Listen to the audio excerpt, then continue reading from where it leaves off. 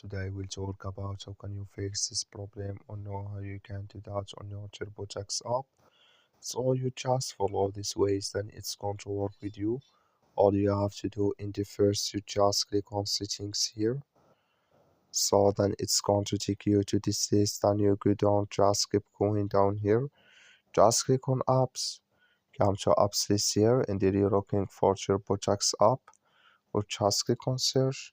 Then here at Turbotax, it's going to show for you like this. Click on it. So then you come to next step here. Then you click here on force stop. Click on OK. Then you go down. Just click on storage. Come to storage is here. Just click on clear cache. Then all you have to do, so you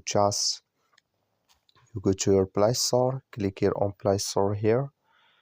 Then here you search for Turbotax. It's going to show for you like this. You will find here update, click on it, then it's going to work with you. As well, thank you for watching. Don't forget to support us by liking, subscribe.